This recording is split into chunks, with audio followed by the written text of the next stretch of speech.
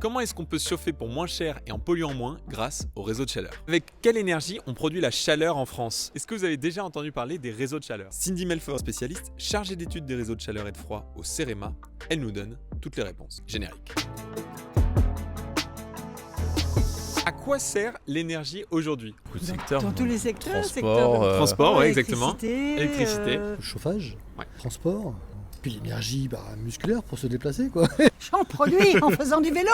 Quand on parle d'énergie, effectivement, on a tout ce qui est l'électricité. Donc typiquement, tout le secteur du numérique, de la data, tout votre électroménager, à peu près un tiers des besoins énergétiques. Après, on a tout ce qui est pour les raisons de mobilité, donc tout ce qui est transport, qui va plutôt aujourd'hui être sur du fuel, mais pas que. On a des mobilités électriques aussi qui se développent, hydrogène, gaz, etc. Ça représente aussi un tiers.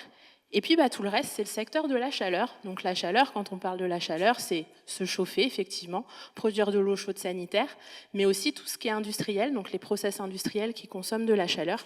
Avec quelle énergie on produit la chaleur en France? C'est 80% nucléaire, je crois. En tout cas, l'énergie électrique. Voilà, c'est 80% l'énergie électrique, c'est 80% nucléaire. Et après, le chauffage, je connais pas du tout les proportions, s'il y a des gens qui sont encore chauffés au fuel ou si c'est très électrique. Ouais. Chaud. Votre Nucléaire, il y a Nucléaire, ce qui est ouais. fossile, ça c'est sûr. Il y a du fossile, il y a en renouvelable, qu'est-ce qu'il va y avoir? Très bonne question. Alors comment elle est produite la chaleur aujourd'hui en France? C'est majoritairement fossile. Bon, je pense que vous connaissez tous les grandes énergies fossiles aujourd'hui qu'on va utiliser. Donc pour la chaleur, on a principalement du gaz, encore un peu de charbon, pas trop, hein, ça tend à disparaître, du pétrole 15%, d'électricité qui est en partie aussi renouvelable, hein, et puis à peu près 30% aujourd'hui par les énergies renouvelables et de récupération. Donc les énergies de récupération, c'est tout ce qui va être énergie fatale, typiquement l'incinération de nos ordures ménagères. Ça produit pas mal de chaleur qu'on peut récupérer. Est-ce que vous avez déjà entendu parler des réseaux de chaleur? Les réseaux de chaleur, non, en tant que tel, moi non. Là, comme ça, non. Réseau cher, non, pas tant. Pas vraiment. Le réseau de chaleur, c'est un gros système de chauffage centralisé, mais qui est à l'échelle d'un quartier ou d'une ville. Un gros système de chauffage centralisé, ça veut dire qu'on va avoir un site de production. Donc là, tout en haut, là, numéro 1. Et puis après, on va avoir tout un réseau de canalisation. Vous les voyez en orange et bleu.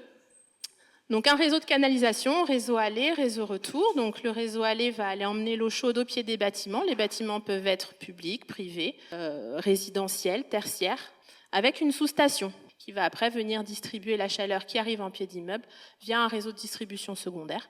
Et puis après, vous avez le retour donc, qui repart au site de production, qui va venir réchauffer l'eau chaude. Ça fait une boucle, donc on travaille en circuit fermé. Dans la ville de Paris, si on met tous les tuyaux en ligne, est-ce que vous savez combien de mètres ou kilomètres ça ferait? Oh là, c'est le moment où Dans on va dire un Paris. truc au pif. 150 km. Allez, allons-y pour 5000. Peut-être, je dirais 500 km. C'est énorme, c'est aberrant. Ce n'est pas scripté, c'est 500 km. Ah ouais? T'es vraiment chaud. Petit focus du coup sur le réseau de chaleur de Paris, plus grand réseau de chaleur de France, donc plus de 500 km de canalisation, c'est pas rien quand même. Hein. Donc il y a pas mal de bâtiments emblématiques de Paris d'ailleurs qui sont raccordés sur ce réseau. C'est un réseau aujourd'hui qui tourne à un peu plus de 50% d'énergie renouvelable et de récupération. Il faut savoir qu'historiquement c'était du 100% fossile, donc qui poursuit son verdissement. Quels sont les avantages d'utiliser un réseau de chaleur plutôt qu'un chauffage vraiment individuel? J'imagine que tu fais de l'économie d'échelle. Moins consommer d'énergie. On a un site de production qui est mutualisé. Donc ça, c'est quand même intéressant parce que ça nous permet d'aller mobiliser des énergies qu'on ne mobiliserait pas tout seul. Une unité d'incinération, ce n'est pas un bâtiment tout seul qui va venir valoriser ce gisement-là. Au niveau du coût aussi, c'est intéressant parce que vous allez financer un seul site de production pour plusieurs bâtiments. Donc ça nous permet aussi de mutualiser les coûts. On a des possibilités de stockage qu'on peut faire peut-être plus à l'échelle d'un réseau que tout seul, quoi. Ensuite, c'est une solution qui est évolutive. Aujourd'hui, vous avez peut-être entendu parler, on étend les réseaux. Le réseau, c'est pas un élément qui est figé à un instant T et puis on n'y touche plus. Un des gros enjeux pour l'énergie, c'est le stockage. Pour la chaleur, à votre avis, est-ce qu'on sait bien la stocker ou non? Par exemple, quand on prend une tasse de thé chaude, qu'on la laisse, au bout de 30 minutes, 1 heure, elle est froide. Bon, après, si on prend un bon thermostat, on peut la garder assez. Il se trouve qu'il existe des thermostats, mais à grandeur industrielle, on arrive à enfouir sous le sol et à garder la chaleur pendant pas mal de temps. À votre avis, jusqu'à combien de temps on arrive à garder cette chaleur? Je sais pas, moi, 3 jours. J'ai envie de dire 10 jours. Je sais pas, peut-être de l'ordre de quelques semaines, max? Ouais, moi c'est j'aurais dit plus. Peut-être plus. Ouais, hein. 1 ou 2 mois, 3 mois max. Il y a des gros sujets aussi sur le stockage de la chaleur. Et en été, on consomme quand même moins de chaleur, on se chauffe moins. Donc les besoins ne sont pas les mêmes toute l'année. Là, je vous ai mis un stockage à Brest, qui est plutôt un stockage hebdomadaire. Et puis, tout en haut, alors chez nous, il y a des projets qui sont en étude, mais on n'a pas encore d'opérationnel de cette ampleur. Mais au Danemark, ils ont des stockages intersaisonniers. Donc en fait, on le recharge en été et puis on le décharge en hiver. Et donc c'est des fosses en fait qui sont creusées dans le sol avec de l'eau. Et donc c'est l'eau qui fait office de stockage de la chaleur. Et donc là, vous avez un peu une courbe sur ce principe de, on stocke quand on produit et on déstocke quand on a besoin des consommations. À votre avis, qu'est-ce qui coûte moins cher? Se chauffer via un réseau de chaleur avec de l'énergie renouvelable ou, of course, j'ai même pas dit la deuxième. Il a dit, ça sonnait comme la bonne réponse. Alors le coût, justement, demain je me raccorde, est-ce que c'est compétitif un réseau de chaleur? Alors qu'est-ce qu'on paye déjà pour chauffer son logement? Parce que souvent on parle de la facture énergétique. Bon, c'est la facture que vous recevez en fonction de ce que vous avez consommé. Généralement il y a une part d'abonnement aussi, une part fixe. Après, il y a l'entretien des installations. Puis l'amortissement des installations, parce que votre installation elle n'est pas gratuite.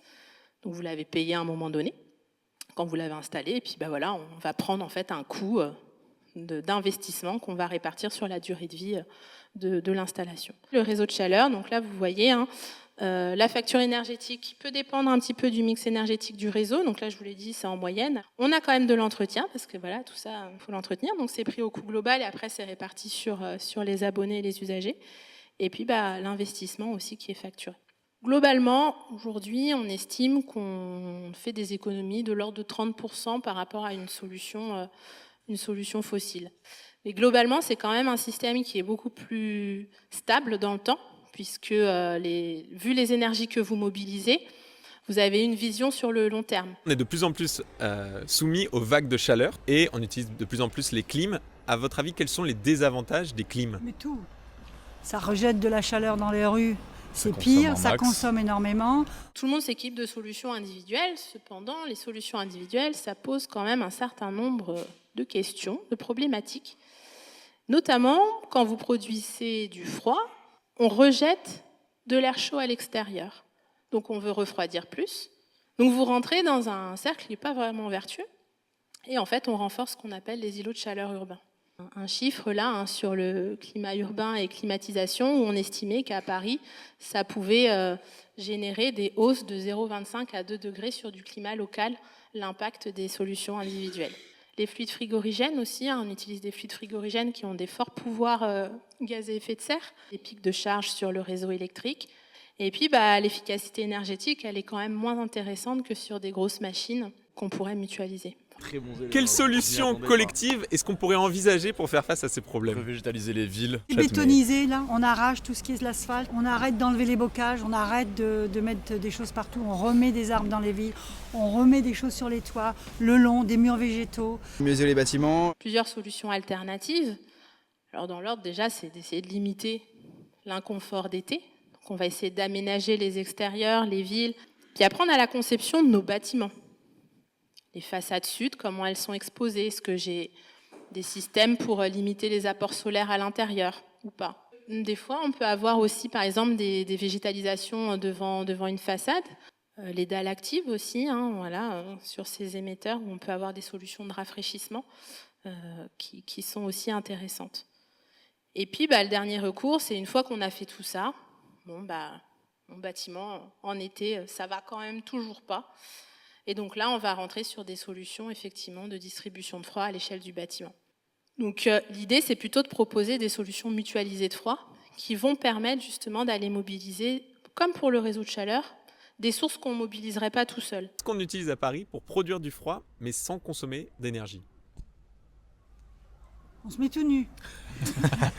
C'est pas dans l'air, pas La sur Seine. terre. Exactement. Ouais. Exactement. L'eau froide de la Seine, on peut la récupérer. Dans l'eau. Ouais. Genre l'eau de la Seine, je sais pas quoi, tu utilises l'eau de la Seine pour faire avec des tuyaux de froid, de je sais pas quoi. ou un truc Exactement. comme ça. Le tout nu n'est quand même pas une mauvaise idée non plus. Paris, 103 km, c'est le plus grand réseau de France, voire d'Europe d'ailleurs. En réseau de froid, on est assez bon en fait en France. On n'a pas beaucoup, 40, mais dans les pays européens, on est plutôt bien placé.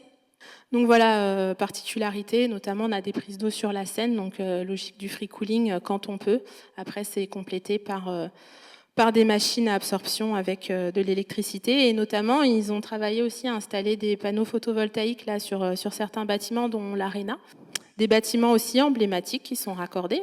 Donc voilà, le Louvre, typiquement, est raccordé sur le réseau de froid de Paris, Fraîcheur de Paris, l'Hôtel de Ville, l'Assemblée nationale, l'Opéra Garnier.